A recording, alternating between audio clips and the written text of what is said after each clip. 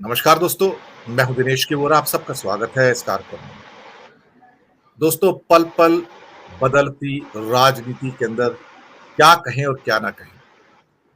सुबह की खबरें शाम तक बासी हो जाती हैं और जो रात को खबर आती है सुबह तक बासी हो जाती है। अभी हम इंडिया गठबंधन की खबरों को लेकर सुबह से लेकर शाम तक व्यस्त हैं, लेकिन इस बीच खबर आती है कि प्रधानमंत्री मोदी ने एक 5 दिन का स्पेशल संसदीय सत्र बुलाया है 18 से 22 तारीख के बीच में, सितंबर के महीने में। एक अपेक्षा थी कि जैसे ही 10 सितंबर को G20 का सेशन खत्म होगा, उसके बाद आपको भारत के अंदर बहुत तेज घटनाक्रम देखने को मिलेंगे, क्योंकि भारतीय जनता पार्टी कोई भी ऐसा कदम नहीं उठाना चाहती जिसकी वजह से उनकी बदनामी हो इन 10 दिनों के अंदर। तो कोई भी ऐसा बड़ा कदम नहीं होगा, कोई भी ऐसा बड़ा स्टेटमेंट नहीं आएगा। लेकिन हाँ, ये एक स्टेटमेंट की पार्लियामेंट का सेशन आ रहा है, it will keep the people गेसिंग। पर ये 10 तारीख को पास कर देना चाहते हैं ताकि 11 तारीख आ जाए, सब मेहमान हिंदुस्तान छोड़ के चले जाएं। पुतिन तो आ नहीं रहे हैं, जीपिंग के 99% चांस हो गए कि नहीं आ रहे हैं। 7 तारीख की नाइट को बाइडन आएंगे, ये ऑलमोस्ट कंफर्म है। लेकिन मुंबई की मीटिंग में बहुत कुछ ऐसा हो रहा है जो शायद सुखद भी है कि जो आपस में जो स्टेटमेंट्स निकल कर आ रहे हैं, मैंने जो देखे हैं कि हर कोई इंडिया को बचाने की बात कर रहा है। तो एक जो लार्जर गोल है, जो लार्जर ऑब्जेक्टिव है, वो अब लोगों की नजरों में है कि डेमोक्रेसी को बचाना है, देश को बचाना है और देश के अंदर जो इंस्टीट्यूशंस है उनको बचाना है। और उसके लिए अगर कुछ सैक्रिफाइसेस करने पड़े स्टेट द स्टेट, उसके लिए हम तैयार हैं। क्योंकि अगर लोकतंत्र ही समाप्त हो जाता है तो कोई यहां मरेगा, कोई वहां मरेगा, फिर कोई भी नहीं बचेगा। इससे अच्छा हो कि समझौते किए जाए छोटे छोटे से, अपनी ईगोस को साइड में रख दिया जाए और ये प्रयास किया जाए कि लोकतंत्र कैसे बचे, देश कैसे बचे।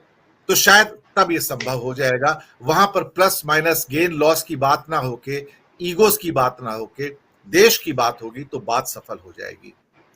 हालांकि गोदी मीडिया के चैनल्स लगातार सुबह से शंखनाद किए बैठे हैं कि बहुत सारी दरारें हैं, प्राइम मिनिस्टर कौन बनेगा, सब प्राइम मिनिस्टर बनना चाहते हैं, 10 प्राइम मिनिस्टर हैं, पूरी खलबली मची हुई है, टूटने के कगार पर है। ऐसा लगता है कि इनके पास सारी खबरें हैं, बस हमारे पास ही नहीं है।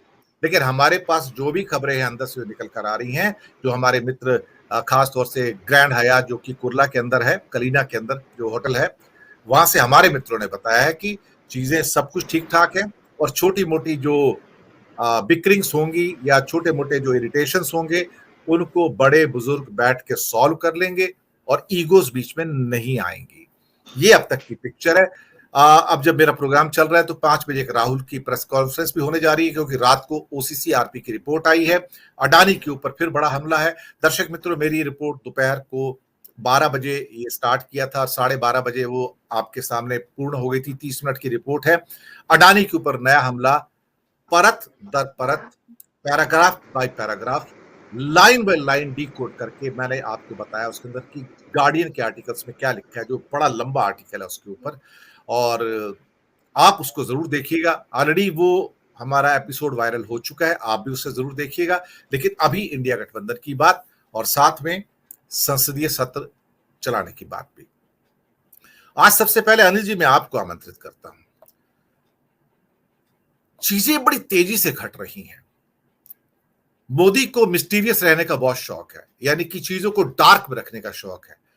इनकी एक कहावत है कि हम लोकतंत्र में ट्रांसपेरेंसी चाहिए, लेकिन जितनी ओपेकनेस और जितनी नॉन ट्रांसपेरेंसी मोदी के राज में है, इतनी 75 सालों में कभी भी नहीं रही।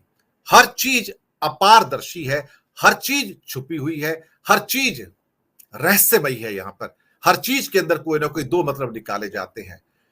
लोकतंत्र ऐसे नहीं होते हैं। लेकिन इंडिया गठबंधन कटिबद्ध है कि इस ओपेकनेस को, इस अपारदर्शिता को समाप्त करे और इस एनडीए की जो खास तौर से जो क्रूर तानाशाही है उसको समाप्त करे। अनिल जी।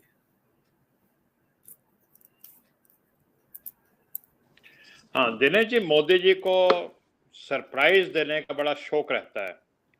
शायद उन्होंने भी कभी या उनको किसी ने बताया होगा आर्ट ऑफ वार, जो आप जिस पुस्तक का जिक्र करते रहते हैं। कि उसमें जो लाओज़ू जो हैं वो ये कहते हैं कि दुश्मन को अगर परास्त करना तो सरप्राइज़ फैक्टर बहुत ज़्यादा उसमें महत्व रखता है। तो वो कभी रात को अचानक 8 बजे आकर के घोषणा कर देते हैं और वो बात कुछ घंटे पहले उनके मंत्रियों को भी नहीं पता होती। नोटबंदी हो जाती है या तालाबंदी क्या कहते हैं, जो पूरे देश में जो कोरोना को लेकर के उन्होंने लॉकडाउन लगाया था, वो हो जाता है।